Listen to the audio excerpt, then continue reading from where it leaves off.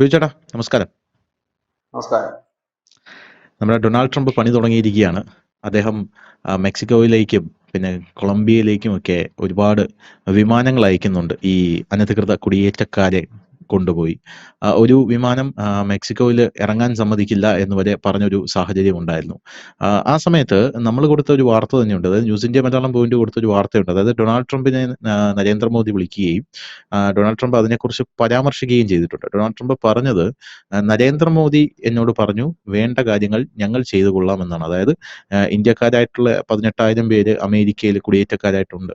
അപ്പൊ അവരെ ഇന്ത്യയിലേക്ക് തിരിച്ചു കൊണ്ടുവരാൻ നിങ്ങളൊന്നും ചെയ്യേണ്ട, വേണ്ട കാര്യങ്ങൾ ഞങ്ങൾ ചെയ്തു കൊള്ളാം എന്ന് നരേന്ദ്രമോദി പറഞ്ഞിട്ടുണ്ടെന്നും മോദി ഒരു ലോക നേതാവായതുകൊണ്ട് തന്നെ അദ്ദേഹത്തിന് ആ കാര്യങ്ങളുടെ കൃത്യമായിട്ട് എന്താണെന്ന് അദ്ദേഹം അവലോകനം ചെയ്തു കൊള്ളും എന്നും ഡൊണാൾഡ് ട്രംപ് പറഞ്ഞിരുന്നു. ഇന്ന് കേൾക്കുന്ന വാർത്ത C-17 എന്ന് പറയുന്ന ഒരു വിമാനത്തിൽ ഇന്ത്യക്കാരെ മുഴുവനല്ല, ഒരു 600 200 പേരെ 250 പേര് ഇങ്ങോട്ടേക്ക് കൊണ്ടുവരാനായിട്ട് പോവുകയാണ്. 250 പേര് വിമാനം അവിടെ നിന്ന് പുറപ്പെട്ടിട്ട് 6 മണിക്കൂറായി എന്നാണ് പല മാധ്യമങ്ങളും റിപ്പോർട്ട് ചെയ്യുന്നത്. അമൃത്സറിൽ വിമാനം വന്ന് ഇറങ്ങും എന്നാണ് പറയുന്നത്. വലിയ വലിയ വാർത്തയാണ്. ഇന്ത്യയിൽ അത് വലിയ വാർത്തയാണ്. വലിയ വാർത്തയാണെന്ന് മാത്രമല്ല, എന്തോ നമ്മുടെ ഭരണകൂടത്തിനെ ഇകഴ്ത്തി കാണിക്കുന്ന രീതിയിലാണ് പല ആൾക്കാരും വാർത്ത കൊടുത്തിരിക്കുന്നത്. ഇതാ അവിടെ നിന്ന് നാട് കടത്തുന്നു എന്നൊക്കെ പറഞ്ഞുള്ള രീതിയിലാണ്. സത്യം പറഞ്ഞാൽ എന്താണ് ഇതിന്റെ ഒരു സത്യാവസ്ഥ? ഇങ്ങോട്ടേക്ക് അവരെ നാട് കടത്തുകയാണോ? അതായത് നമ്മുടെ രാജ്യത്തിന് നാണം കെടുത്തുകയാണോ ഡൊണാൾഡ് ട്രംപ് എന്നുള്ളൊരു ചോദ്യം അവർ ഉന്നയിക്കുന്നുണ്ട്. എന്താണ് അതിലെ അഭിപ്രായം? ധനുഷ്, അത് ഈ 200 പേരാണോ എന്നറിയില്ല. നമ്മള് രാവിലെ 250. ചെക്ക് ചെയ്തപ്പോൾ ഈ C-17 ഉം. വിമാനത്തിന് 135 മുതൽ 150 പേർക്ക് വരെയാണ് അതിന്റെ ഒരു പല പാസഞ്ചർ കപ്പാസിറ്റി മാധ്യമങ്ങളിലും എന്നാണ് പല മനസ്സിലാക്കി. കണക്കാണ് പറയുന്നത്. അങ്ങനെയാണ് അവർക്ക് കണ്ടത്. തന്നെ ഉറപ്പില്ല. എനിവേ, ഏതായാലും ആളുകളെ കയറ്റിവിടുന്നുണ്ട് എന്ന് നമുക്ക് ഉം. പറയാൻ പറ്റും. ഇതില് ഈ 11,000-നടുത്ത് ആളുകൾ അവിടെ ഉണ്ട് എന്നുള്ള വിവരം നേരത്തെ ഉം. തന്നെ നമ്മൾ സ്ഥിരീകരിച്ചു. 18,000 അതെ. പേരില്ല, അതിനടുത്തുള്ള ആളുകൾ. അതിന്റെ കൃത്യമായ ഒരു കണക്കുകൾ ഇപ്പൊ പുറത്തു വന്നിട്ടുണ്ട്. 5,000-ഓളം പേര് അവിടുത്തെ ജയിലുകളാണ്. അവിടുത്തെ അനധികൃതമായി കുടിയേറിയ 5,000 അതെ. പേര് അവിടുത്തെ ജയിലുകളിലാണ്. ആ ജയിലുകളിലായവരുടെ ആദ്യഘട്ടത്തിലുള്ളവരെയാണ് ഇപ്പോൾ അവിടുന്ന് ഇങ്ങോട്ടേക്ക് കൊണ്ടുവരുന്നത്. ഇനി 12,500 പേര് അവിടെ ഈ ഇല്ലീഗലായിട്ടുള്ള കുടിയേറ്റത്തിന്റെ പേരിൽ നിയമ നടപടികൾ, അവർക്ക് നോട്ടീസ് കൊടുത്തവർ ആ നിയമ നടപടികളിലേക്ക് നടത്തിക്കൊണ്ടിരിക്കുന്നവരാണ്. അതായത് ഇന്നലെ പോയിട്ട് പിടിച്ചവരല്ല ഇവരൊന്നും. ഉം. 5,000 പേർ ഓൾറെഡി അവിടുത്തെ 2 ജയിലുകളിലായിട്ട്, ഡിറ്റൻഷൻ സെന്ററിലായിട്ട്, തടങ്കൽ പാളയത്തിലായിട്ട് കിടക്കുന്ന 5,000 പേര് അനധികൃത കുടിയേറ്റക്കാരെ പിടിച്ചത്. മറ്റുള്ള 12,500 പേര് അതിന്റെ നിയമ നടപടികൾ നേരിട്ടുകൊണ്ടിരിക്കുകയാണ്. കാരണം അവർക്ക് നോട്ടീസ് നൽകിയിട്ട് അതിന്റെ നടപടികൾ, കാരണം അവരെ കൂടെ കേൾക്കേണ്ടി വരുമല്ലോ സ്വാഭാവികമായിട്ട് അമേരിക്കനൊക്കെ ഒരു രാജ്യം. അപ്പൊ അങ്ങനെയുള്ള 17,500 പേരാണ്. ഇപ്പോൾ ഇത് ഈ വാർത്ത പകർത്തുന്ന ഒരു തെറ്റിദ്ധാരണ ഉണ്ടാകും, ഇത് ട്രംപ് കയറിയതിനു ശേഷം ഇന്നലെ നടന്ന സംഭവമാണ്. അല്ല, ഇത് അതെ. നേരത്തെ തന്നെ ഇവരുടെ കയ്യിൽ ഇതിന്റെ കാര്യങ്ങളെല്ലാം ഉണ്ട്. എത്ര പേര് ഇല്ലീഗലായിട്ട് വന്നിട്ടുണ്ടെന്നും എത്ര പേര് ഇതിന്റെ കാര്യങ്ങളുണ്ടെന്നും ഉള്ളതൊക്കെ അമേരിക്കയിൽ ഈ റിപ്പോർട്ടുകളും കാര്യങ്ങളും എല്ലാം ഉണ്ട്. ഇദ്ദേഹം വന്നപ്പോ നടപടികളിലേക്ക് കടന്നു എന്ന് മാത്രമേ ഉള്ളൂ. മറ്റേത്, കാരണം അമേരിക്ക കണക്ക് വളരെ ശക്തമായ സംവിധാനമുള്ള ഒരു രാജ്യത്ത് അവർക്ക് എത്ര പേര് കുടിയേറിയെന്ന് കൃത്യമായിട്ട് അറിയാം, എത്ര പേര് ഇല്ലീഗലായിട്ടുള്ളവരുണ്ടെന്ന് അവർക്ക് കൃത്യമായിട്ട് അറിയാം. കണക്കുകളുണ്ട്. ആ കണക്കാണ് ഈ പറഞ്ഞ 17,500 എന്നുള്ളൊരു കണക്ക്. അത് ചിലപ്പോൾ 18,000-ന് അടുത്തെത്തുകയോ 18,000 എത്തുകയോ ചെയ്യും. ഇതിനെക്കുറിച്ച് ഇന്ത്യയുടെ വിദേശകാര്യമന്ത്രി ഡൊണാൾഡ് ട്രംപ് അധികാരമേറ്റതിന്റെ പിറ്റേ ദിവസം തന്നെ എസ് ജയശങ്കർ അമേരിക്കയിൽ വെച്ച് തന്നെ പറഞ്ഞത്, ആ പൗരന്മാരുടെ ലിസ്റ്റ് ഞങ്ങൾ പരിശോധിച്ചുകൊണ്ടിരിക്കുകയാണ് എന്ന് പറയുമ്പോൾ ആ ലിസ്റ്റ് ട്രംപ് കയറുന്നതിന് മുമ്പ് തന്നെ അത് ഇന്ത്യയുടെ പക്കൽ എത്തിയിട്ടുണ്ടാകുമല്ലോ. അല്ലെങ്കിൽ പിന്നെ ഇന്ത്യ ട്രംപ് കയറുന്നതിന്റെ ആ പിറ്റേ ദിവസം തന്നെ പരിശോധിച്ചുകൊണ്ടിരിക്കുകയാണെന്ന് പറയേണ്ട ആവശ്യമില്ല. ഞങ്ങൾ അത് പരിശോധിച്ചുകൊണ്ടിരിക്കുകയാണ്. ആ ലിസ്റ്റിൽ ഉള്ളത് ഇന്ത്യൻ പൗരന്മാരാണ് എങ്കിൽ അവരെ ഞങ്ങൾക്ക് മടക്കി കൊണ്ടുവരുന്നതിന് സന്തോഷമേ ഉള്ളൂ, ഞങ്ങൾ അവരെ ഇരു കൈയിൽ നീട്ടി സ്വീകരിക്കും എന്ന് പറഞ്ഞു. ഒപ്പം തന്നെ നമ്മുടെ കിരൺ റിഡ്ജു, കേന്ദ്രമന്ത്രിയായ കിരൺ റിഡ്ജു കുറച്ചുകൂടെ കടത്തി പറഞ്ഞത്, നമ്മുടെ പ്രൊഫഷണൽസുകൾ ഒരുപാട് പേര് കുറച്ചുകൂടെ മെച്ചപ്പെട്ട ജീവിത സൗകര്യങ്ങളൊക്കെ നോക്കിക്കൊണ്ടാണ് അമേരിക്ക കണക്കുള്ള രാജ്യങ്ങളിൽ പോകുന്നത്. ഇന്നിപ്പോ നമ്മുടെ രാജ്യത്തും അവർക്ക് ജോലി ചെയ്യാൻ പറ്റുന്ന അനവധി മൾട്ടിനാഷണൽ കമ്പനികളുണ്ട്. അതുപോലെ തന്നെ വലിയ സംരംഭങ്ങളുണ്ട്. അവർക്ക് വേണമെങ്കിൽ ഇവിടെ വരിക, ഇവിടെ എന്തെങ്കിലും തുടങ്ങുക ഒക്കെ ചെയ്യാനുള്ള സാഹചര്യം ഇന്ന് നമ്മുടെ രാജ്യത്തുണ്ട്. അവർക്ക് വേണമെങ്കിൽ അത് ഉപയോഗപ്പെടുത്താം. അതില്ല എന്നുണ്ടെങ്കിൽ എന്താണ് എന്നുള്ളത് അറിയാം. ഇത് നമ്മൾ ഓൾറെഡി പറഞ്ഞു കഴിഞ്ഞതാണ്. ഇന്ത്യ ഇത് പറയുമ്പോൾ ഒരു കാര്യം കൂടി വ്യക്തമാക്കിക്കൊണ്ടാണ് ഇന്ത്യ പറയുന്നത്. കാരണം ഇന്നിപ്പോ ലോകരാജ്യങ്ങളെല്ലാം തന്നെ അവിടുത്തെ അനധികൃതമായി കുടിയേറിയവരെ പുറത്താക്കിക്കൊണ്ടിരിക്കുകയാണ്. കാനഡ പുറത്താക്കുമെന്ന് പറഞ്ഞു കഴിഞ്ഞിരിക്കുന്നു, മറ്റ് യൂറോപ്യൻ കൺട്രീസ് പുറത്താക്കും, സൗദി പുറത്താക്കുമെന്ന് പറഞ്ഞു കഴിഞ്ഞിരിക്കുന്നു, മറ്റ് പല രാജ്യങ്ങളും പുറത്താക്കുമെന്ന് പറഞ്ഞു. ഇവിടെയാണ് ഇന്ത്യ ഇവർക്കെല്ലാം പിന്തുണ കൊടുക്കുകയാണ്. നിങ്ങളുടെ രാജ്യത്ത് അനധികൃതമായി ആരെങ്കിലും കുടിയേറിയെങ്കിൽ അടിച്ചപ്പം തന്നെ പുറത്താക്കണം. ഇന്ത്യ അങ്ങോട്ടാണ് പറയുന്നത്, എല്ലാവരും ഇങ്ങോട്ടല്ല പറയുന്നത്. അതിന് കാരണം ഉം, എന്താ ഉം. വെച്ചാൽ ഇന്ത്യയില് ഈ കുടിയേറിയവർ ഒന്നും രണ്ടും പേരല്ല, 2 കോടിക്കധികം ഉള്ള ആളുകളാണ് ഇന്ത്യയിൽ കുടിയേറ്റക്കാരായിട്ടുള്ളത്. അത് ബംഗ്ലാദേശിൽ നിന്ന് കുടിയേറിയവരുണ്ട്, റോഹിംഗ്യകളുണ്ട്. ഈ റോഹിംഗ്യകളുടെ ഔദ്യോഗിക കണക്കനുസരിച്ച് ഇന്ത്യയിൽ തങ്ങുന്ന റോഹിംഗ്യകളുടെ കണക്ക് തന്നെ 40,000-ആണ്.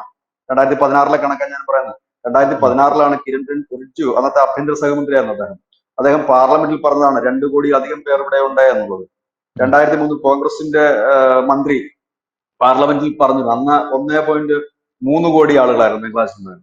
അതിനുശേഷം ഒരു 10 വർഷം കൊണ്ടാണ് ഈ വലിയ രീതിയിൽ ബംഗ്ലാദേശികൾ നുഴഞ്ഞു കയറിയിരിക്കുന്നത്. അപ്പൊ ഇവരെയൊക്കെ പുറത്താക്കാനുള്ള ഒരു നടപടി നമ്മൾ തുടങ്ങുന്നുണ്ട്. നമ്മളെ സംബന്ധിച്ച് ഇപ്പോൾ ചെയ്യുന്ന കാര്യത്തിൽ ഈ പുതിയതായിട്ട് വന്നവരെ, അതിപ്പം അമേരിക്കയിലും അതായി നടക്കും. ഇപ്പൊ പഴയ ആളുകളൊക്കെ തപ്പി എടുത്ത് കണ്ടെത്തി പുറത്താക്കുക കുറെ പാടുപെടും. അത് ഇന്ത്യയെ ഉം. സംബന്ധിച്ചും അതാണ്, നമ്മളത് മുമ്പ് പറഞ്ഞിരുന്നതാണ് എന്നാണ് എനിക്ക് തോന്നുന്നത്. ആസാമിലും ബംഗാളിലും ഒക്കെ അടക്കം പണ്ട് പുരാതന കാലത്ത് വന്നവരുണ്ട്, അതായത് പതിറ്റാണ്ടുകൾക്ക് മുമ്പ് വന്നവരുണ്ട്. അവരിപ്പോൾ ഇന്ത്യയുടെ ഭാഗമായി തന്നെ ചേർന്ന് നിൽക്കുകയാണ്. കാരണം ഇവിടുന്ന് വിവാഹം കഴിക്കുക, ഇവിടെ കുട്ടികൾ ഉണ്ടാകുകയും ഇവിടെ തന്നെ MLA, ആസാമിലൊക്കെ MLA-മാരായവരുന്നുണ്ട്. 25ഓളം MLA-മാർ മുൻപ് കുടിയേറിയവരായിരുന്നു. തീർച്ചയായും. കുടിയേറി അവരിവിടെ താമസിച്ചു, ഇവിടെ സെറ്റിലായി. ഇന്ത്യയുടെ ഇനി ഇവരുടെ ഒരു പഴയ കാലം തപ്പി പോവുക പ്രയാസകരമാണ്. ഇനി ഇവരെ പിടിച്ച് പുറത്താക്കാന്ന് വെച്ച് കഴിഞ്ഞാൽ, നമ്മൾ പുറത്താക്കുമ്പോൾ ഈ പുറത്ത് നമ്മൾ കൊണ്ടുവിടുന്ന രാജ്യം ഇവരെ അംഗീകരിക്കണം. അതാണ് ഉം, ഇതിന്റെ ഉം, ഒരു ഉം. നിയമം എന്ന് പറയുന്നത്. അതായത് ഈ പുറത്താക്കുന്നത്, ഇപ്പൊ ബംഗ്ലാദേശിലേക്ക് നമ്മൾ ഒരാളെ കയറ്റി വിടുമ്പോൾ ബംഗ്ലാദേശ് സർക്കാർ പറയണം ഇത് ഞങ്ങളുടെ പൗരനാണ്, എങ്കിൽ മാത്രമേ നമുക്ക് അവിടെ കൊണ്ട് ഇറക്കി വിടാൻ കഴിയൂ. അല്ലാതെ നമ്മൾ ഈ ചപ്പും ചവറും കളയുന്നുണ്ടെങ്കിൽ രാത്രിയിൽ മറ്റേ കിറ്റിനകത്ത് കൊണ്ടുപോയി എവിടെങ്കിലും ഒരു മൂലക്കിടാൻ കഴിയില്ല. ഇതെല്ലാം അന്താരാഷ്ട്ര നിയമങ്ങൾ പാലിച്ചതിനുള്ള നടപടിയാണിത്.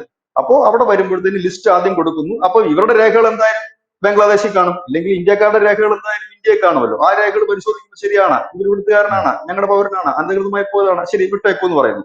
പക്ഷെ ഇവിടെ ഇന്ത്യ അഭിമുഖീകരിക്കുന്ന മറ്റൊരു വലിയ പ്രശ്നമുണ്ട്. റോഹിംഗ്യ മുസ്ലിങ്ങളെ എവിടെ കൊണ്ട് കളയും, ഇല്ലെങ്കിൽ എവിടെ പറഞ്ഞു വിടും? അതാണ് ഒരു പ്രധാന ചോദ്യം. റോഹിംഗ്യകൾക്ക് സ്വന്തമായി ലോകത്തൊരു രാജ്യമില്ല. നമ്മുടെ ഇന്ത്യയിലേക്ക് കടന്നു വന്ന റോഹിംഗ്യകളെല്ലാം തന്നെ മ്യാൻമാറിൽ നിന്ന് കടന്നു വന്നവരാണ്. അന്താരാഷ്ട്ര നിയമം അനുസരിച്ച് മ്യാൻമാറിലേക്ക് തിരിച്ചുവിടാൻ കഴിയില്ല. കാരണം അവരെവിടെയാണോ പീഡനം അനുഭവിച്ചത് ആ രാജ്യത്തേക്ക് വിടരുതെന്നും കൂടിയുണ്ട്. അപ്പൊ ഈ റോഹിംഗ്യകളെ ഇന്ത്യ എങ്ങോട്ടേക്കാണ് പറഞ്ഞു വിടേണ്ടത്? അതൊരു വലിയ ചോദ്യമാണ്. ഇവരെ അതെ. സ്വീകരിച്ചുകൊണ്ടിരുന്ന രാജ്യം, മുമ്പ് എല്ലാ രാജ്യങ്ങളും റോഹിംഗ്യകളെ സ്വീകരിക്കുമായിരുന്നു പണ്ട്. ഇനി ഇവരുടെ കയ്യിരിക്കൊണ്ട് ആരും സ്വീകരിക്കാതായി. ഏറ്റവും ഒടുവിൽ മലേഷ്യയിൽ, എനിക്ക് തോന്നുന്ന 1.5 മാസം മുമ്പ് മലേഷ്യയിലേക്ക് കടക്കാൻ ശ്രമിച്ച ഈ റോഹിംഗ്യകളുടെ ബോട്ട് മലേഷ്യ വെടിവെച്ചിട്ടു, മുക്കി, അങ്ങോട്ടേക്ക് അതെ. വരണമെന്നും പറഞ്ഞിട്ട് 300 പേരെങ്ങാണ്ടാണ് അതിൽ അപകടത്തിൽപ്പെട്ടത്. അപ്പൊ അതെ. അതെ. ഇതിനെ ഈ റോഹിംഗ്യകളെ എങ്ങോട്ട് വിടും എന്നൊരു വലിയ ചോദ്യം തന്നെയാണ്.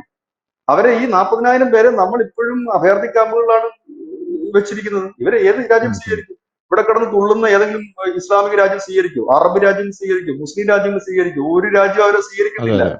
ഇന്ത്യയിലാണ് ഇപ്പോഴും അവരുള്ളത്. അവിടെയാണ് പറയുന്നത് മോദി ക്രൂരനാണ്, മറ്റേതാണ്, ഫാസിസ്റ്റ് ആണെന്ന് പറയുന്നിടത്ത് അവർ ആലോചിക്കേണ്ട കാര്യം, ഒരു ഗതിയും പരഗതിയിലും സ്വന്തമായിട്ട് രാജ്യമില്ലാത്തവനെ പോലും ഇവിടെ പാർപ്പിച്ച് നമ്മുടെ നികുതിപ്പണത്തിൽ നിന്ന് എടുത്തിട്ട് നമ്മുടെ രാജ്യത്തിന്റെ ജനങ്ങളെ അധ്വാനിക്കുന്ന എടുത്തിട്ടാണ് അവരെ തീറ്റപ്പറ്റിക്കൊണ്ടിരിക്കുന്നത്. ഉം. അതൊരു വലിയ പ്രശ്നത്തിനാണ് ഇന്ത്യയെ സംബന്ധിച്ച്. ഈ റോഹിംഗ്യകളെ എങ്ങോട്ട് വിടുമെന്നുള്ളത് വലിയൊരു വിഷയമാണ്. അതിനിപ്പോ അന്താരാഷ്ട്ര സമൂഹം പറയുന്ന ഒരു കാര്യം, ഈ മ്യാൻമാറിലുള്ള റോഹിംഗ്യകൾക്ക് ഉണ്ടായിരുന്ന ഒരു സ്റ്റേറ്റ് ഉണ്ട് മ്യാൻമാറിൽ.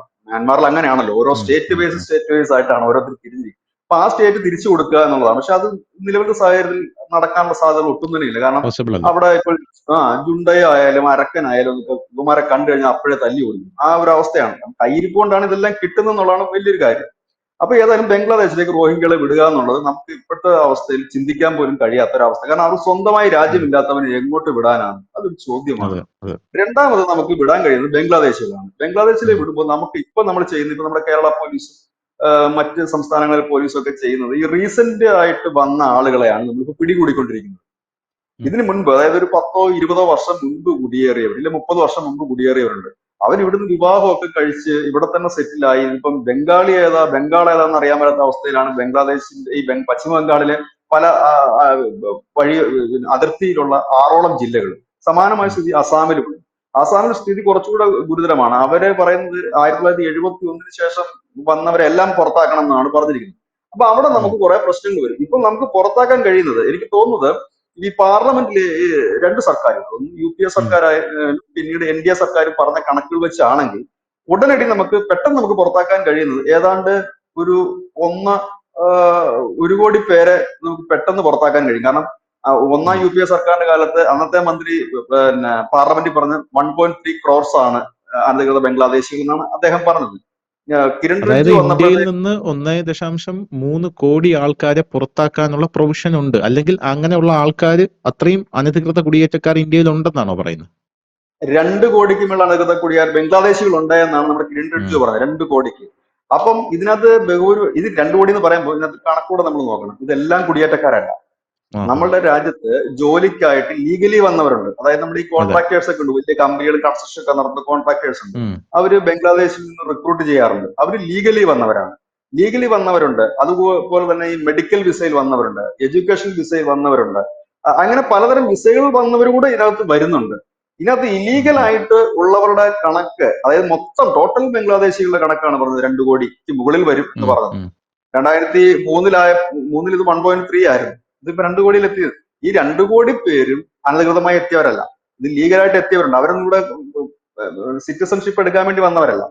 ചിലപ്പോൾ ഇപ്പം നമ്മുടെ ഗൾഫിലേക്കൊക്കെ ജോലിക്ക് പോകുന്ന കണക്ക് ചിലപ്പോൾ 6 മാസത്തേക്കോ 2 വർഷത്തേക്കോ ഉള്ളൊരു വിസയിൽ, ജോബ് വിസയിലാണ് അവരിവിടെ വന്നിരിക്കുന്നത് കുറച്ച് പേര്. ഉം. ഉം. മറ്റു കുറച്ച് പേര് സ്റ്റുഡൻസ് ആണ്, അവർ പഠിക്കാൻ വന്നവരുണ്ട്. മറ്റ് ചിലര് മെഡിക്കൽ, കാരണം അവർ ഈ ബംഗ്ലാദേശികൾ ഏറ്റവും കൂടുതൽ അവരുടെ ഹോസ്പിറ്റലിന് വേണ്ടിയിട്ട് അവർ തെരഞ്ഞെടുക്കുന്ന ഈ രാജ്യം ഇന്ത്യയാണ്. അപ്പൊ അവർക്ക് കുറച്ചുകൂടെ ചിലവ് കുറഞ്ഞ ഒരു രാജ്യമായിരുന്നു. അപ്പൊ ഇങ്ങനെ വന്നവരുണ്ട്. ഇങ്ങനെ വരാത്തവരെ കഴിഞ്ഞിട്ടുള്ളവരാണ് ഈ പറയുന്ന ആളുകൾ ഉം. എന്ന് പറയുന്നത്. മറ്റു വളഞ്ഞ വഴിയിൽ കൂടെ നമുക്ക് അറിയാം. കഴിഞ്ഞ ദിവസം കൊച്ചിയിലൊക്കെ വലിയ റൈഡ് നടത്തി 10-27 പേരെ പിടികൂടുകയൊക്കെ ചെയ്തു. 27 അല്ല, അതിലും വലിയ രീതിയിലാണ് ഇപ്പൊ പുറത്തു വരുന്ന റിപ്പോർട്ട്. വലിയ രീതിയിൽ തന്നെ ഫിംഗർ പ്രിന്റ് വരെ പക്കയാക്കിക്കൊണ്ടുള്ള ആധാർ കാർഡുകളാണ് വരുന്നത്. അതിനെ കുറെ പേരൊക്കെ അറസ്റ്റ് ചെയ്യുകയൊക്കെ ചെയ്തിട്ടുണ്ട് ഇപ്പൊ. അപ്പം ഉം. അങ്ങനെയുള്ളവരെയൊക്കെയാണ് നമ്മൾ ഉടനടി നമുക്ക് പുറത്താക്കാൻ കഴിയുന്നത്. ഇപ്പൊ പഴയ ആളുകളുടെ ആണെങ്കിൽ, അതായത് ഒരു 40 വർഷം മുമ്പ് വന്ന ബംഗ്ലാദേശി, അയാള് പശ്ചിമ ബംഗാളിലോ അല്ല അസാമിലോ വരുന്നു, അവിടെ നിന്ന് വിവാഹം കഴിച്ച് അവിടെ തന്നെ ജീവിക്കുന്നു. ഇനി ഇയാൾ ഉം. ഇല്ലീഗൽ ആണ് എന്ന് തന്നെ നമുക്കറിയാം. കാരണം ഇത് ഇയാളുടെ ഒരു പൂർവികത്വം തേടി പോകുമ്പോൾ അച്ഛനും അമ്മയും എവിടെയാണ്, അല്ലെങ്കിൽ ബാക്കിയുള്ള കാര്യങ്ങളൊക്കെ തേടി പോകുമ്പോൾ ഇയാൾ ഇല്ലീഗൽ ആണെന്ന് നമുക്ക് അറിഞ്ഞാലും ഇത് ബംഗ്ലാദേശ് അംഗീകരിക്കണമെന്നില്ല. ബംഗ്ലാദേശ് പറയുകയാണ് ഞങ്ങളുടെ പക്കൽ അയാളെ കുറിച്ച് യാതൊരു റെക്കോർഡും ഇല്ല എന്ന് പറയുന്നത്. കാരണം 40 വർഷം 50 വർഷം മുമ്പുള്ളതിന്റെ ഒരു ഡീറ്റെയിൽസ് ചിലപ്പോൾ ഒരുപക്ഷെ അവിടെ കണ്ടില്ല, ഇല്ലെങ്കിൽ അവർ പറയുന്ന അല്ല എന്ന് പറയുന്നു. ഇതൊരു പ്രതിസന്ധിയാണ്. അപ്പോൾ റോഹിംഗ്യകളെ മറ്റുള്ളവരെ ഉടനടി പുറത്താക്കുക അസാധ്യമായ കാര്യമാണ്. അതൊരു, പ്രത്യേകിച്ച് റോഹിംഗ്യകളുടെ കാര്യം നമ്മൾ നേരത്തെ സൂചിപ്പിച്ചു കഴിഞ്ഞു. ഇതാണ്. പിന്നെ നമ്മൾ ഇതിന്റെ പുറത്താക്കാനുള്ള നടപടി നമ്മൾ തുടങ്ങിക്കഴിഞ്ഞു. ആ പുറത്താക്കാനുള്ള നടപടി തുടങ്ങിയതിന്റെ ഭാഗമായിട്ടാണ് ഏറ്റവും ഒടുവിൽ കേരളത്തിൽ നിന്ന് ഇവരെ പിടികൂടുന്ന വാർത്ത വരുന്നത്. കേരളം സാധാരണ ഇങ്ങനെയുള്ള കാര്യങ്ങളോട് പെട്ടെന്ന് പ്രതികരിക്കാറില്ല, ഇങ്ങനെ പിടികൂടുക പുറത്താക്കുകയൊന്നും ചെയ്യാറില്ല. ഇപ്പൊ പിടികൂടാനുള്ള നീക്കം കേന്ദ്ര സർക്കാരിന്റെ നീക്കത്തിന്റെ ഭാഗമായിട്ട് തന്നെയാണ്. അപ്പൊ നമ്മൾ പുറത്താക്കുമ്പോഴും മറ്റു രാജ്യങ്ങൾ നമുക്ക് സപ്പോർട്ടീവായിട്ട് നിൽക്കണം. അതാണ് നമ്മുടെ നയം. അതുകൊണ്ടാണ് നമ്മൾ ആദ്യമേ അതെ. പറഞ്ഞത്, നിങ്ങളുടെ രാജ്യത്ത് ആരെങ്കിലും, നിങ്ങളുടെ രാജ്യക്കാരനാണെങ്കിലും അനധികൃതമായി കുടിയേറിയെങ്കിൽ നിങ്ങൾ പുറത്താക്കുക, അത് നിങ്ങളുടെ സുരക്ഷയെ ബാധിക്കും. അപ്പൊ നമ്മളിപ്പോ ഇനി മാസമായിട്ട് നമ്മൾ പുറത്താക്കാൻ പോവുകയാണ്. ഈ മാസമായിട്ട് പുറത്താക്കുമ്പോൾ സ്വാഭാവികമായി ഇന്ത്യയിലെ ഒരു രാഷ്ട്രീയ പാർട്ടിക്കും ഒന്നും മിണ്ടാൻ കഴിയില്ല. കാരണം രാഷ്ട്രീയ പാർട്ടികൾക്കൊന്നല്ല, ലോകത്ത് ഒരു രാജ്യത്തിനും അതിനെക്കുറിച്ച് സംസാരിക്കാൻ കഴിയില്ല. കാരണം ഒരു രാജ്യത്ത് അനധികൃതമായി കുടിയേറിയവനെ പുറത്താക്കാനായിട്ടുള്ള നയമാണ്. നമ്മളുടെ ഉം. നയങ്ങളൊക്കെ ഈ അടുത്ത് ശ്രദ്ധിക്കേണ്ടതായിട്ടുണ്ട്. അതൊന്ന്, നമ്മളുടെ ഒരു നയമായിരുന്നു നമ്മളുടെ രാജ്യത്ത് നിന്നല്ല, ലോകത്തെ ഏത് രാജ്യത്തും കയറി അക്രമ പ്രവർത്തനം നടത്തുന്നവരെ, ഇല്ലെങ്കിൽ ഭീകരപ്രവർത്തനം നടത്തുന്നവരെ തിരിച്ച് ആക്രമിക്കാൻ അവരുടെ രാജ്യത്തിന്റെ അതിർത്തി കടന്നും അവരെ അടിക്കാം എന്നുള്ളത്. അതെ. അങ്ങനെയാണ് അതെ. നമ്മൾ അതെ. ഇസ്രായേലിന് പിന്തുണ കൊടുത്തത്. നമ്മൾ പാകിസ്ഥാനെ സർജിക്കൽ സ്ട്രൈക്ക് നടത്തിയും ആ പോളിസിയുടെ അടിസ്ഥാനത്തിൽ. ഇപ്പോഴും നമ്മുടെ പോളിസി ഇതാണ്, അനധികൃതമായി കുടിയേറിയവനെ പുറത്താക്കുക തന്നെ വേണം. നമ്മളും ഉം. പുറത്താക്കി തുടങ്ങിയിട്ടുണ്ട്. ആസാമിൽ നിന്ന് ധനുഷ് തന്നെ എത്രയോ വാർത്തകൾ അങ്ങനെ കൊടുത്തിട്ടുണ്ടെന്നാണ് എനിക്ക് അതെ. തോന്നുന്നത്. അതെ. അതെ. അതെ. അതെ. ആസാമിൽ നിന്നും ഡൽഹിയിൽ നിന്നൊക്കെ പിടിച്ച് പുറത്താക്കിയത് നമ്മൾ ഓൾറെഡി പുറത്താക്കി തുടങ്ങിയിട്ടുണ്ട്. നമ്മുടെ പുറത്താക്കൽ എന്ന് പറഞ്ഞാൽ ഈ വളരെ എളുപ്പത്തിൽ നടക്കുന്നത്. അമേരിക്കയെ സംബന്ധിച്ച് 10-12 പേരെ പുറത്താക്കിയാൽ മതി. നമ്മൾ പുറത്താക്കുന്ന 1-2 പേരെയല്ല, ലക്ഷക്കണക്കിന് പേരെയാണ് പുറത്താക്കുന്നത്. പുറത്താക്കുക എന്ന് പറഞ്ഞാൽ ഞാൻ പറഞ്ഞില്ല, വളരെ നിസ്സാരമായ ഒരു കാര്യമല്ല. ഇത് കുറെ ലീഗൽ ആയിട്ട് പോകുന്ന കാര്യങ്ങളാണിത്. കഴിഞ്ഞ ദിവസമാണെന്ന് തോന്നുന്നു, അതും ധനുഷ് ചെയ്തൊരു വാർത്തയാണെന്ന് തോന്നുന്നു. കഴിഞ്ഞ ദിവസം ഈ സുപ്രീം കോടതി അസം സർക്കാരിന്റെ അടുത്ത് പറഞ്ഞത്, നിങ്ങൾ അതെ. എന്തിനാണ് ഇവരെ ഇങ്ങനെ തീറ്റിപ്പോയിട്ട് നിർത്തിയിരിക്കുന്നത്, എത്രയും പെട്ടെന്ന് തീറ്റിപ്പോയി. പറഞ്ഞു. കാരണം നമ്മുടെ ഈ ജയിലുകളിൽ, തടങ്കൽ പാളയങ്ങളിൽ ഇവരുണ്ട് നിലവിൽ. ഉം. ഉം. അപ്പൊ ഉം. അങ്ങനെ ഉം. ഒരു ഉം. പർപ്പസ് ഉണ്ട്. ഏതായാലും അമേരിക്ക ചെയ്തത് അവരുടെ രാജ്യത്തിന്റെ കാര്യമാണ്, അല്ലാതെ ഇന്ത്യൻ ഭരണാധികാരികളുടെ കുഴപ്പമൊന്നുമില്ല. പക്ഷെ ഇവിടെ ശ്രദ്ധിക്കേണ്ട ഒരു കാര്യം, ആ ഉം. പുറത്താക്കുമെന്ന് പറഞ്ഞപ്പോൾ തന്നെ ഇന്ത്യയുടെ ഭരണാധികാരികളാണ് ആദ്യം, ലോകത്ത് ആദ്യമായിട്ട് പറഞ്ഞത്, അതെ. അതെ. ഞങ്ങൾ അവരെ ഇരു കൈയിൽ നിന്നിട്ട് സ്വീകരിക്കാൻ തയ്യാറാണ്. അവർ അതെ. ഞങ്ങളുടെ പൗരന്മാരാണ് ചങ്കൂറ്റത്തോട് പറഞ്ഞ ലോകത്ത് ഒരേ ഒരു രാജ്യം ഇന്ത്യ മാത്രമാണ്. ബാക്കിയുള്ള അതെ. രാജ്യങ്ങളെല്ലാം കരച്ചിലായിരുന്നു, ഇവിടെ ലാൻഡ് ചെയ്യരുത്, ഇവിടെ വിടരുത്, അവിടെ വിടരുത് എന്നൊക്കെ. പക്ഷെ ഇന്ത്യ പറഞ്ഞത് എന്താണ്, അവരെ വിടൂ, ഞങ്ങൾ അവരെ സ്വീകരിക്കാൻ തയ്യാറാണ്. അവർ ഇല്ലീഗലായിട്ടാണ് വന്നതെങ്കിൽ അവരെ പറഞ്ഞു വിടുക തന്നെ വേണം, അവരെ ഞങ്ങൾ സ്വീകരിക്കാൻ തയ്യാറാണ്. ഇതിനകത്ത് ആർക്കാണ് വിഷമമുള്ളത്? ഇല്ലീഗലായിട്ട് പോയി ഒരു രാജ്യത്ത് കയറി കഴിഞ്ഞാൽ സ്വാഭാവികമായ ഒരു നടപടി അവർ സ്വീകരിക്കേണ്ടി വരും. അത് ഈ ഇന്ത്യ കയറി കഴിഞ്ഞാൽ വരില്ലേ? ഇന്ത്യയിൽ ഇപ്പൊ ഈ ബംഗ്ലാദേശികളെ വരും. പിടിച്ചോണ്ട് പോകുന്നത് എന്തുകൊണ്ടാണ്? അവർ ഇല്ലീഗലായിട്ട് വന്നുകൊണ്ടാണ്. ഇതേ പക്ഷെ കാര്യം തന്നെ ഇന്ത്യയില് അമേരിക്കയും ചെയ്യുന്നു. ബംഗ്ലാദേശികളെ പിടിച്ചാലും അവരെ പുറത്താക്കരുതെന്ന് പറഞ്ഞ മുറവിളിയൊക്കെ ഉയരാറുണ്ട്. അവരെ പുറത്താക്കരുത്, അവരും മറ്റേതാണ് മറിച്ചതാണെന്നൊക്കെ പറഞ്ഞുള്ള സംഭവങ്ങളൊക്കെ ഇവിടെ വരാറുണ്ട്. അതെ, ഇനി അതൊന്നും വിലപ്പോവില്ല. കാരണം ഓരോ രാജ്യവും അവരുടെ സേഫ്റ്റിയും അവരുടെ പൗരന്മാരെയാണ് നോക്കുന്നത്. അപ്പൊ ഉം. സ്വാഭാവികമായിട്ടും നമുക്ക് വ്യവസ്ഥാപിതമായ മാർഗങ്ങളുണ്ട് അമേരിക്കയിലായാലും ലോകത്തെ ഏത് രാജ്യങ്ങളിലും പോകാനായിട്ട്. അപ്പോ വ്യവസ്ഥാപിതമായ മാർഗത്തിലൂടെ അല്ലാതെ പോയവരുണ്ട്. എന്തായാലും ഒരു കാര്യത്തിൽ നമുക്ക് സന്തോഷിക്കാം. കാരണം ഇത് ലക്ഷക്കണക്കിന് പേരൊന്നും ഇല്ല. മറ്റു രാജ്യങ്ങളിലൊക്കെ പോകുമ്പോഴത്തേനും 10,000-കണക്കിന് പേരാണെങ്കിൽ ഇന്ത്യ കേവലം 140 കോടി ജനമുള്ള ഇന്ത്യയിൽ കേവലം 11,000 പേര് മാത്രമാണ് ഇല്ലീഗലായിട്ട് പോയിട്ടുള്ളത്. അതിൽ വേറൊരു 11,000 കാര്യമുണ്ട്. പേര്. ഏറ്റവും കൂടുതൽ ഇന്ത്യക്കാർ പോയിരിക്കുന്ന, വർക്ക് ചെയ്യാൻ പോയിരിക്കുന്നതും താമസിക്കാൻ പോയിരിക്കുന്നതും രാജ്യം അമേരിക്കയാണ്. ഗൾഫ് GCC കൺട്രീസ് അല്ല, അമേരിക്കയിലാണ് ഏറ്റവും കൂടുതൽ ഇന്ത്യക്കാരുള്ളത്. ആ ഏറ്റവും കൂടുതൽ ഇന്ത്യക്കാരുള്ള അമേരിക്കയിൽ നിന്ന് 18,000 പേരാണ് അനധികൃതമായിട്ട് വന്നിരിക്കുന്നതെന്നാണ് പറയുന്നത്. ഈ അനധികൃതമായിട്ട് വരുന്നു എന്ന് പറയുമ്പോൾ എനിക്ക് മനസ്സിലാവുന്നില്ല, ഇവരുടെ മനസ്ഥിതി എന്താണെന്ന് മനസ്സിലാവുന്നില്ല. കാരണം ഇപ്പോൾ അമേരിക്ക അങ്ങോട്ടേക്ക് അനധികൃത കുടിയേറ്റക്കാർക്കെതിരെയുള്ള വിസയിലൊക്കെ കുടിയേറാനുള്ള, അനധികൃതമല്ല, കുടിയേറാനുള്ള വിസയിലൊക്കെ പല പല നിയന്ത്രണങ്ങളും കൊണ്ടുവന്നു. അപ്പോൾ ഈ ഇടയ്ക്ക് നമ്മൾ തന്നെ ന്യൂസ് ഇന്ത്യ മലയാളം തന്നെ കൊടുത്തൊരു വാർത്തയുണ്ട്. അതായത് ഈ കാനഡയിലേക്ക് സ്റ്റുഡന്റ് വിസയിലേക്ക് പോകുന്ന വിദ്യാർത്ഥികളിൽ 20,000 വിദ്യാർത്ഥികളെ കാണാനില്ല. ഈ 20,000 വിദ്യാർത്ഥികളെ കാണാനില്ല എന്ന് പറയുമ്പോൾ 20,000 ഇന്ത്യക്കാരാണ്. അവരെ കാണാനില്ല എന്നാണ് പറയുന്നത്. ഇവിടുന്ന് സ്റ്റുഡന്റ് വിസയിലേക്ക് ഇന്ത്യക്കാർ അങ്ങോട്ടേക്ക് പോകുന്നുണ്ട്. അപ്പോൾ ഏപ്രിലിൽ അവർ ജോയിൻ ചെയ്യണം. ഏപ്രിലിൽ ജോയിൻ ചെയ്യേണ്ട അവരെ ഏപ്രിൽ അവർ ജോയിൻ ചെയ്യുന്നില്ല എന്ന് മനസ്സിലാവുന്നു. പിന്നീട് ഇവർ എങ്ങോട്ട് പോകുന്നു എന്ന് ആർക്കും അറിയില്ല. ചില ആൾക്കാർ പറയുന്നു ഇവർ വന്നിട്ട് കാനഡയിലെ ഔട്ട്സ്കേർട്സിൽ പോയി പണിയെടുത്ത് ജീവിക്കുകയാണെന്ന് പറയുന്നു. അവർക്ക് ഇങ്ങോട്ടേക്ക് വരാനുള്ള, അതായത് കാനഡയിലോട്ട് കുടിയേറി വരാനുള്ള ഒരു പെർമിറ്റ് മാത്രമായിരുന്നു സ്റ്റുഡന്റ് വിസ എന്ന് പറയുന്നത്. എന്നിട്ട് അവർ പോയി വർക്കേഴ്സായിട്ട് ഇരിക്കുകയാണ്. പിന്നെ അവിടെ അവര് കാര്യങ്ങളൊക്കെ സെറ്റ് ചെയ്യുമെന്ന് പറയുന്നു. മറ്റു ചിലരുണ്ട്, അവരെ ഈ ഏജൻസികൾ വഴി അമേരിക്കയിലേക്ക് കടത്തുകയാണ്.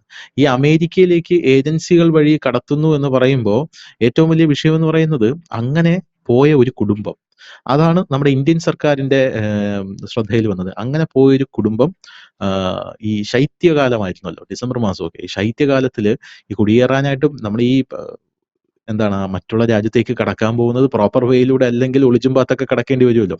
ഇന്നലെ തന്നെ ലിബിയയിൽ നിന്നും യൂറോപ്പിലേക്ക് കുടിയേറാൻ പോയ ഒരു ബോട്ട് തകർന്ന് 23 ബംഗ്ലാദേശികൾ മരിച്ചു. അവരുടെ മൃതദേഹം അഴുകി ലിബിയൻ കോസ്റ്റിലേക്ക് വരുന്നു എന്ന് നമ്മൾ തന്നെ വാർത്ത കൊടുത്തു. അതുപോലെ ഇവർ ഈ അനധികൃതമായിട്ട് പോകുമ്പോൾ ഇവർ ഈ ശൈത്യം സഹിക്കാൻ വയ്യാതെ ചിലർ വഴിതെറ്റിപ്പോവും, മരിക്കുന്ന ഒരു സാഹചര്യം. അങ്ങനെ ഒരു കുടുംബം മൊത്തത്തിൽ മരണമടഞ്ഞു, ശൈത്യം സഹിക്കാൻ വയ്യാതെ ഒരു ഫാമിലി ഫുൾ.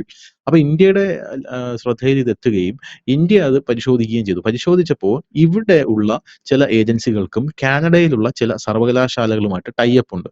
അനധികൃതമായിട്ട് ഇവരെ അങ്ങോട്ടേക്ക് കടത്തിവിടാനുള്ള ടൈപ്പ് ഉണ്ട്. അങ്ങനെ അവർ അവിടെ എത്തി അവിടെ നിന്ന് അമേരിക്കയിലോട്ട് ഇവർ മൈഗ്രേറ്റ് ചെയ്യാൻ, അനധികൃതമായിട്ട് മൈഗ്രേറ്റ് ചെയ്യാനുള്ള ശ്രമം നടത്തുക. സ്വാഭാവികമായിട്ടും നമ്മളെ ഇന്ത്യ പാകിസ്ഥാൻ ബോർഡർ പോലെയൊന്നും അല്ലല്ലോ ഈ അമേരിക്ക കാനഡ ബോർഡർ എന്ന് പറയുന്നത്. അതൊരു ഫെൻസിങ് പോലും കാണത്തില്ല. അതുകൊണ്ട് ഈസി ആയിട്ട് അമേരിക്കയിലേക്ക് കടന്നു പോകാം എന്നുള്ളതാണ്. പക്ഷെ ഈ അമേരിക്കയുടെ ഒരു ഒരു ജോഗ്രഫി നമ്മൾ പരിശോധിച്ചാലേ ബിജുട്ടാ, യഥാർത്ഥത്തിൽ അമേരിക്ക നമ്മൾ കാണുന്ന അമേരിക്കയല്ല. അമേരിക്കയിൽ ഈ New York, California, San Francisco, Los Angeles, Chicago, Washington എന്നൊക്കെ പറയുന്ന ആ ഒരു പുറമോടി എന്ന് പറയുന്നത് ആ പ്രദേശത്തിന് മാത്രമേ ഉള്ളൂ. ബാക്കിയുള്ള പ്രദേശങ്ങളൊന്നും മഴ പോലും കിട്ടാത്ത തരിശു ഭൂമികളാണ് ചിലതൊക്കെ. ഞാൻ ഈ സഞ്ചാരത്തില് സന്തോഷ് ജോർജ് കുളങ്ങരയുടെ ചില ഇതൊക്കെ കാണുമ്പോൾ പുള്ളി പറയുന്നുണ്ട്, അമേരിക്കയിലെ ചില പ്രദേശങ്ങൾ എന്ന് പറഞ്ഞാൽ സഹാറ മരുഭൂമിയെക്കാട്ടിലും ചുട്ടുപഴുക്കുന്ന ഒരു തരിശു ഭൂമിയാണ് പല ഭാഗങ്ങളും ഉണ്ടല്ലോ. അവിടെ നിന്നും കാറിൽ പോവുകയാണ്. കാറിൽ പോകുമ്പോൾ പുറത്തിറങ്ങാൻ പോലും പറ്റില്ല. കാരണം മനുഷ്യൻ ഉരുവിപ്പോകുമെന്നാണ് പുള്ളി പറയുന്നത്. കാർ ഒന്ന് പഞ്ചർ ആവാനുള്ള സാധ്യത വളരെ കൂടുതലാണ്. കാരണം അവിടത്തെ റോക്ക് ഉണ്ടല്ലോ, ഈ മറ്റേ കല്ല്, ആ കല്ലിൽ മനുഷ്യന് കാല് കുത്തി നടക്കാൻ പറ്റില്ല. നമ്മുടെ നാട്ടിൽ നടക്കും പോലെ ചെരുപ്പിടാതെ നടക്കാൻ പറ്റില്ല, കാല് മുറിഞ്ഞു പോകും. അപ്പൊ അതുപോലുള്ള ട്രെയിൻ വഴിയാണ് ഇവരിങ്ങനെ കടന്നു വരാനായിട്ട് ശ്രമിക്കുന്നത്. അപ്പം ജീവൻ പണയം വെച്ചാണ് ഇവർ വരുന്നതെന്ന് നമുക്ക് വേണമെങ്കിൽ വിചാരിക്കാം. അപ്പൊ അങ്ങനെയുള്ള കുടിയേറ്റക്കാർ അങ്ങനെ കുടിയേറുമ്പോൾ യഥാർത്ഥത്തിൽ അവരെ തിരിച്ചയക്കുക എന്നുള്ളത് അമേരിക്കയുടെ ഒരു അമേരിക്കയുടെ ഒരു ദൗത്യമാണ്. അതിൽ നമുക്ക് കുറ്റം പറയാനൊന്നും പറ്റത്തില്ല. അവര് സ്വീകരിക്കാൻ ഇന്ത്യ തയ്യാറാണെന്ന് പറയുമ്പോൾ അത് ബിജുചേട്ടൻ പറഞ്ഞ പോലെ വളരെ ക്ലിയർ ആണ്. അതായത് നമ്മൾ റെഡിയാണെന്ന് പറയുമ്പോൾ സ്വാഗതം ചെയ്യുകയാണ് നമ്മൾ ചെയ്യുന്നത്. നമ്മളിപ്പോൾ ഇവിടുന്ന് ബംഗ്ലാദേശികളെ അങ്ങോട്ടേക്ക് കയറ്റി അയക്കുക എന്ന് പറയുമ്പോൾ ബംഗ്ലാദേശ് എന്താ പറഞ്ഞത്, അയ്യോ ദേവി അത് അയക്കരുത് എന്നാണ് ബംഗ്ലാദേശിന്റെ വിദേശകാര്യമന്ത്രി പറഞ്ഞത്. അവര് സ്വീകരിക്കാൻ തയ്യാറല്ല. ഇപ്പം സൗദി അറേബ്യ ഇന്നലെ തന്നെ നമ്മൾ കൊടുത്ത വാർത്തയിൽ 20,000 പേരെയാണ് ഓപ്പറേഷനിൽ അറസ്റ്റ് ചെയ്തത്. 20,000 പേര്. പിന്നെ സൗദിയുടെ ഇതറിയാലോ. എന്നിട്ട് അവരെ എംബസികളിൽ കൊണ്ട് ഇട്ടിരിക്കുകയാണ്. എന്ന് നാട് കടത്തും എന്നാണ് സൗദി ചോദിച്ചുകൊണ്ടിരിക്കുന്നത്.